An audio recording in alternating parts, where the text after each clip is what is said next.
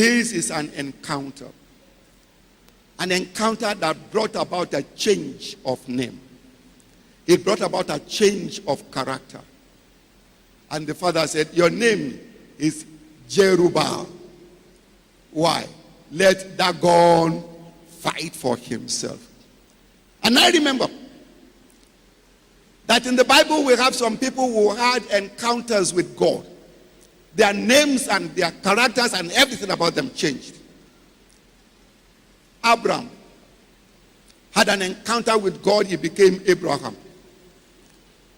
And that means father of multitude. Sarai became Sarah.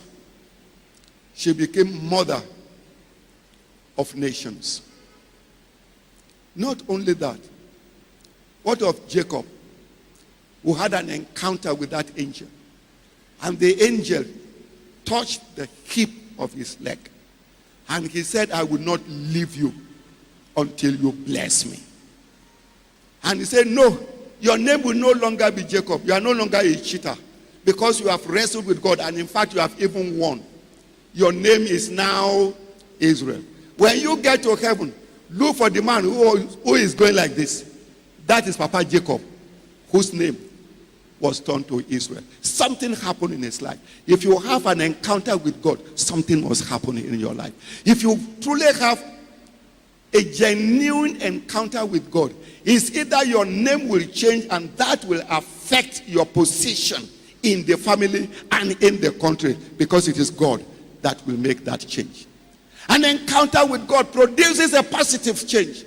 An encounter with God sets us free. An encounter with God elevates us. The altar of limitation was no more. Now the altar of elevation has been built up. Gideon has only 3 chapters dedicated to him, but it has 100 verses. Samson has 4 chapters with only 96 verses in this same book of Judges. Meaning, God can give you that extra that will make you taller and greater than anybody. But your own power cannot do it. Never you act or challenge anybody and say the pastor asks you to do it until you have fought your battle spiritually and won spiritually. Every spiritual battle must be won before you move on to fight. You want to fight your battle? You need to say, God, I cannot do it alone. But first, I give my life unto you. If you give your life unto God, he will give you the courage to act at the right time. Gideon did not do anything 2 times. He did it only once. Our problem is that we don't even know where the root of our problem is. And we just assume. God knows, if he doesn't want me to remain like that, he will have done something. Your family members are dying at the age of 40, and you are getting very close to 40.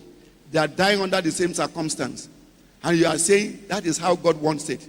Believe you me, you will die and nobody will remember you again. Many people have died, and within 1 year nobody remembered that they ever lived. You will die if you don't fight your battle spiritually. But if you fight your battle spiritually and you won, you will live 60